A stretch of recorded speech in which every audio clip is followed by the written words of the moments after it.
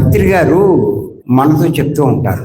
ఏమని చెప్తారంటే, మీరు నిద్రపోయే ముందు ధ్యానం చేస్తూ ఉంటే, నిద్రపోయే ముందు ధ్యానంలో కూర్చోమంటారు ప్రతిరోజు కూడా. ఎప్పుడైతే ధ్యానంలో కూర్చుంటారో మెల్లిగా నిద్రలోకి జారుకుంటారు. అలా పడుకోమంటారు. అప్పుడు ఆ నిద్ర యోగ నిద్ర అవుతుంది అని అంటారు.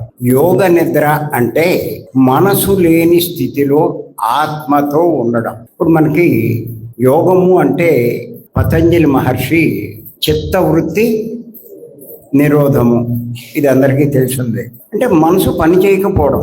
చిత్తము అంటే మనసు, వృత్తులు అంటే ఆలోచనలు, నిరోధం అంటే లేకుండా చేసుకోవడం. అంటే మనసు పని చేయని స్థితి, అంటే మనసు లేని స్థితి, దాన్ని యోగము అన్నారు. మీరు కనుక ధ్యానం చేసే ముందు, అదే నిద్రపోయే ముందు ధ్యానం చేస్తే మెల్లిగా ఆ యోగ నిద్రలోకి జారుకుంటారు. అంటే మనసు లేని స్థితిలో ఉండేది ఆత్మ కాబట్టి ఆత్మతో ఉంటారు.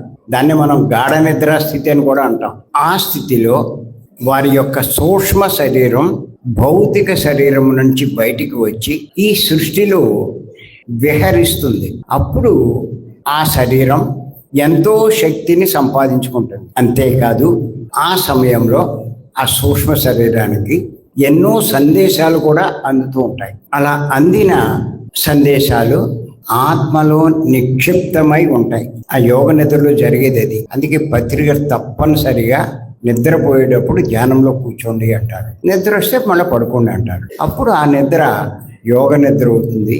ఆ సమయంలో ఈ శరీరం నుంచి, శరీరంలో ఉన్న సూక్ష్మ శరీరం ఈ సృష్టిలో విహరిస్తూ ఉండడం వల్ల శక్తి సంపాదించుకోవడమే కాదు, అక్కడ ఎన్నో సందేశాలు కూడా వాడికి అందుతూ ఉంటాయి. అవన్నీ ఆత్మలో నిక్షిప్తమై ఉంటాయి. మీరు మళ్ళా మేలుకొని మామూలు పనులు చేసుకుంటున్నప్పుడు మీ ఆత్మలో నిక్షిప్తమైనటువంటి విషయాలు అనుకోకుండా స్ఫురణకు వస్తూ ఉంటాయి. అవి మీకు ఎంతగానో ఉపయోగపడుతూ ఉంటాయి. అందుచేత మామూలు నిద్ర కంటే యోగ నిద్ర అంటే గాఢ నిద్ర చాలా ఉపయోగం అని చెప్పి మనం తెలుసుకోవాలి. పత్రిక చాలా సందర్భాల్లో చెప్పారు, మీరు పడుకునేటప్పుడు ధ్యానంలో కూర్చోండి, అది యోగ నిద్ర అవుతుంది, అది మీకు లాభం చేకూరుస్తుందని చెప్పి చెప్తూ ఉంటారు.